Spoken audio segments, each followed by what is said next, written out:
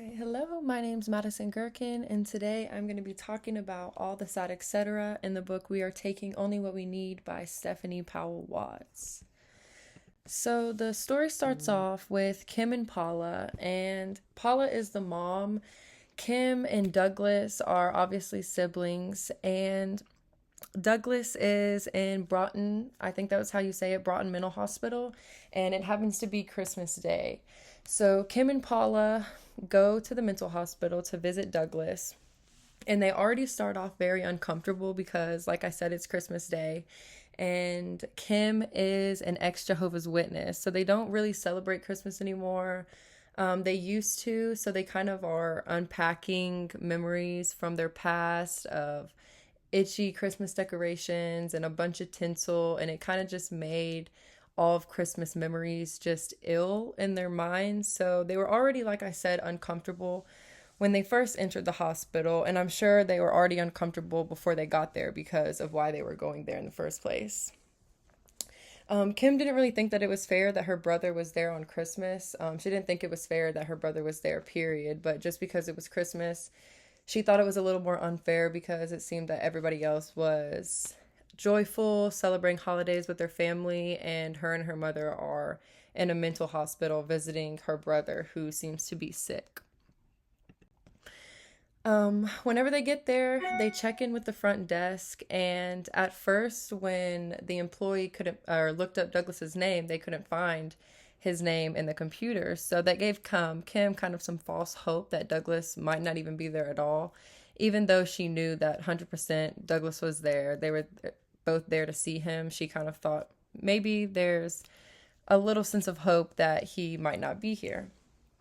So as they end up getting checked in, the employee gives them or he shows them how to get there because he says it's a little bit confusing. So as they're on their way to see Douglas in his room, Kim's kind of checking out her surroundings, and she sees that it's kind of just plain walls, concrete floors, kind of like how we would think of a mental hospital would be today. So that kind of correlates.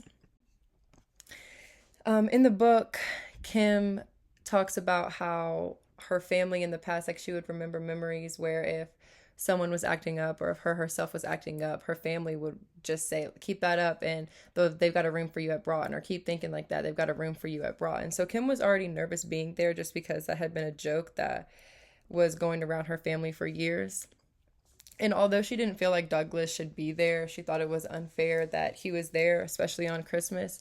She recalled memories of Douglas years ago where he would have like polka dot holes on his walls due to him punching holes in his walls. And he just had a lot of mental issues. So she knew that at the end of the day, Douglas needed to be here for his own good.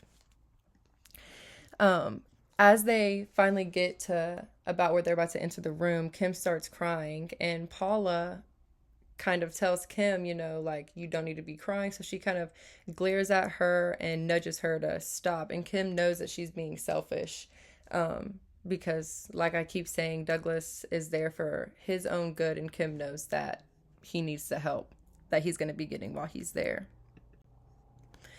So when Kim enters the room after she kind of clears her tears up and cleans herself up, she was disappointed with how Douglas looked. And like I mentioned just a second ago, she knew she was being selfish because it shouldn't really matter to her how Douglas is looking in regards to like having his hair look nice and having a cute outfit on and things like that. She knew that he was in there to get medication and get better mentally and physically. And like I said, with Paula glaring at Kim because Kim was crying and stuff like that, she also, throughout the story, it was made known that Kim made little comments, either towards Douglas or around Douglas, of just little things that she knew was inappropriate. So Paula had to correct her multiple times. And like I said, it kind of seems like Kim knows what she's doing on purpose. It kind of seems like, though, at the same time that she's just more so awkward and she doesn't really know how to handle herself. So she's kind of just saying things as soon as something pops in her mind, she's saying it, even though she knows she probably shouldn't be.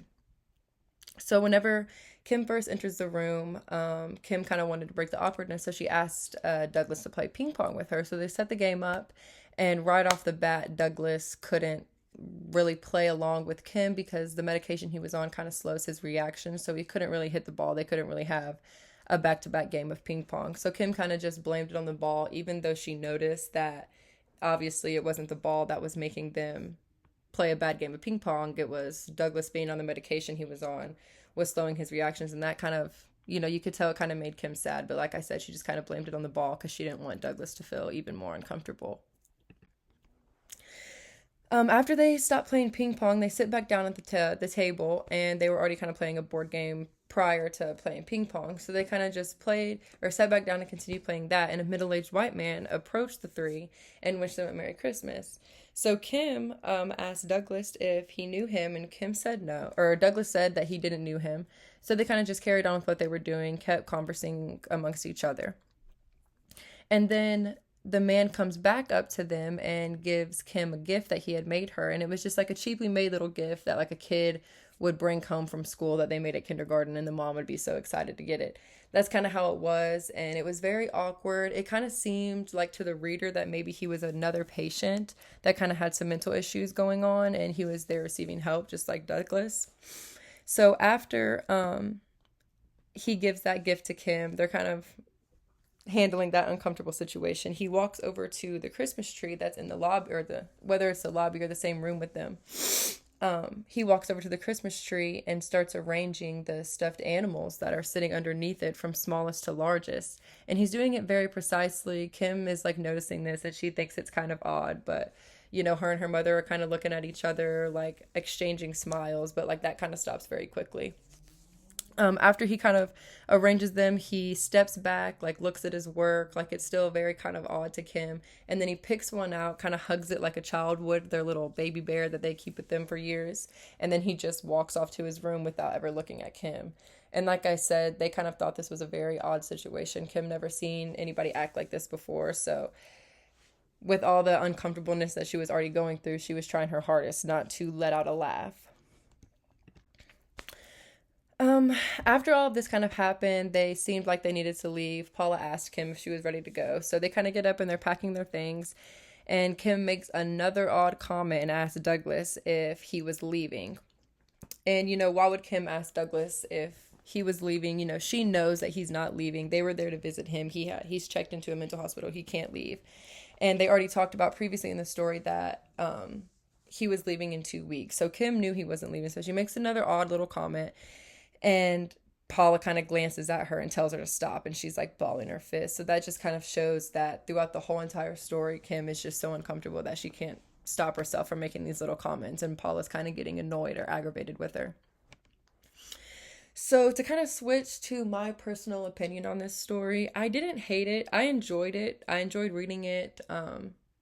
Like being able to read and like see a new story, but I also didn't love it at the same time. I feel like it kind of gave the reader like it kind of left the reader curious, not so much on what happens next, because like I said, the story kind of just ends with them leaving the mental hospital.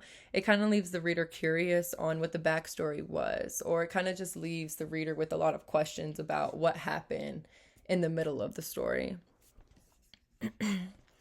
But overall, I feel like it was a good book. I think the themes, maybe a possible theme would be maybe mental health affects different relationships, because throughout the book, it obviously talks about how a sister and a mother are visiting their brother or son in a mental hospital, and it kind of shows how the two go about and navigate their time or their visit with their loved one at this mental hospital, and kind of see more so how Kim handles it other than Paula, but it kind of also shows how Paula handles her interactions with Kim and Douglas just a little bit throughout the story.